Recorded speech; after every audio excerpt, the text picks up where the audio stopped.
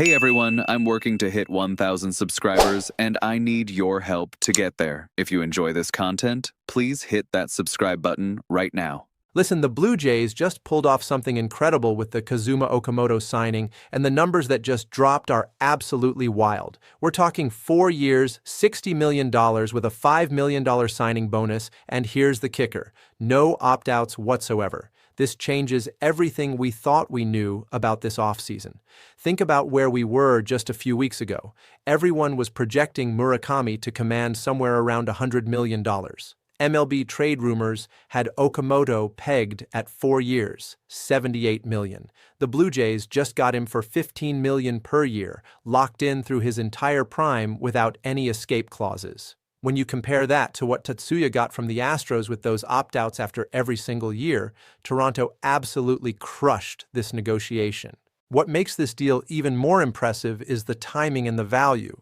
You're getting a 29-year-old entering his age 30 season, signed through age 33. That's literally his peak years, and you're paying him like a mid-tier veteran rather than a premium international talent. The contract structure alone makes it almost impossible for this to become a bad deal when you look at the parameters and what similar players have gotten in recent years. Now let me show you why this guy is special. His statcast equivalents from his 2024 NPB season are genuinely elite. We're talking about chase percentage, contact percentage, and ISO numbers that are off the charts. For anyone not super familiar with advanced metrics, just know that the darker red you see and the further right those bars go, the better the player performs in that category. Okamoto is lighting up the board in ways that suggest he's not just good, he's potentially dominant. His actual production backs up those numbers too. The season he just put together wasn't a fluke. It was the culmination of a career trajectory that's been building toward exactly this moment. He's entering the majors at the perfect age with the perfect skill set, and Toronto recognized that before anyone else could grab him. Here's where things get really interesting. Ben Nichols-Smith reported that MLB teams believe Okamoto has a higher floor than Murakami. Now, Murakami offers tons of upside, don't get me wrong, but there are legitimate questions about his glove work and his strikeout percentage. Those concerns were real if you watched any of the scouting reports. Okamoto's contact ability is what really appeals to teams, and he brings legitimate power to go with it. Defensively, this is where the versatility becomes a game changer. Okamoto is reportedly an above-average defensive first baseman, but he can also play third base and outfield positions. He's got 164 games of outfield experience. That's more than a full MLB season worth of reps out there. This isn't some experimental position switch they're hoping works out in spring training. He's actually done it at a professional level. The flexibility this creates for the roster is massive. Where exactly he fits depends entirely on what else the front office does this winter. Do they slot him in left field and keep the outfield intact? Do they make a play for Kyle Tucker and shuffle everyone around? Could they get creative with Springer and Santander sharing DH duties while Okamoto mans a corner? Multiple scouts have weighed in saying Okamoto could handle third base in the majors, though most agree he's better suited for first. But here's the thing, the Blue Jays clearly don't see him as a first baseman because Vlad Guerrero has that position locked down. Sure, Okamoto might spell Vlad occasionally on rest days, similar to how they used Ty France after the trade deadline last year, but that's not why they signed him.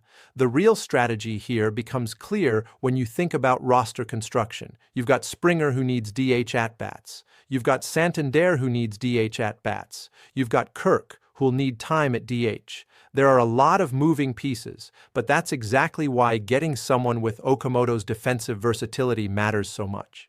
Imagine if they actually land Kyle Tucker. You could run out a lineup with Springer at DH, Tucker in right, Vlad at first, Barger at third, Okamoto in left, and Varsho in center. That leaves Santander as a weapon off the bench and a pinch-hitting threat. Now, I don't think Toronto is going to let last year's Santander contract dictate their entire offseason strategy. He could come out and hit 40 home runs, or he could struggle with injuries again. The point is, they now have options instead of constraints. What's becoming clear from all the reports dropping is that Toronto went after the guy with the higher floor, meaning less risk, at a price that's frankly a steal.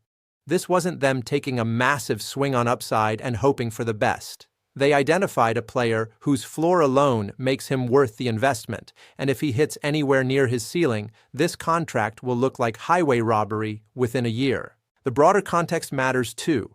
Players coming from the NPB haven't commanded as much money on the open market as people expected. Everyone thought Murakami would get massive money. People thought Tatsuya would command 9 figures. It didn't happen, and Toronto took advantage of that market inefficiency with a player who makes perfect sense for their roster construction.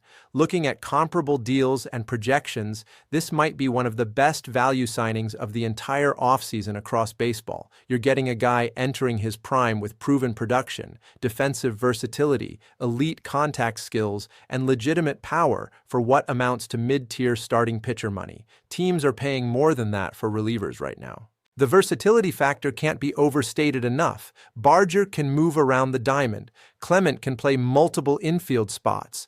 Lukes and Schneider give you outfield depth. Now you add Okamoto, who can play 3 different positions at a high level, and suddenly you have a roster that can adapt to injuries, matchups, and whatever other moves the front office makes. One more significant bat added to this lineup, and we're talking about a legitimately elite offense. Right now, this offseason probably grades out as a B+ to an A. You got Dylan Cease, which was huge, but I'm being honest, I'm getting greedy here. One more impact bat and one more bullpen arm would push this to an A+ offseason without question. The reality is, Toronto has positioned themselves beautifully. They added Cease to anchor the rotation. They got Okamoto at a value that seems impossible. They've maintained flexibility to make another move without hamstringing the payroll. Whether they go after Tucker, whether they bring back Bichette, or whether they pivot to something else entirely, they've got options. What's exciting is how quickly this roster is starting to take shape into something dangerous. You've got your core pieces locked in. You've got emerging talent like Barger ready for bigger roles. You've got a rotation that can compete with anyone when healthy. And now you've got an offense that has depth, power, and most importantly, versatility. The Okamoto signing represents exactly the kind of move smart front offices make. They identified market inefficiency, they targeted a player whose skills translate well to MLB, they got him at below market value, and they added someone who makes the roster better in multiple ways rather than just filling one hole. That's how you build sustainable success rather than just chasing names. Toronto isn't done yet either. The reports suggest more moves are coming, and with the financial flexibility they've maintained, there's definitely room to add another impact piece. Whether that happens in the next few days or stretches into January, the foundation is clearly in place for something special.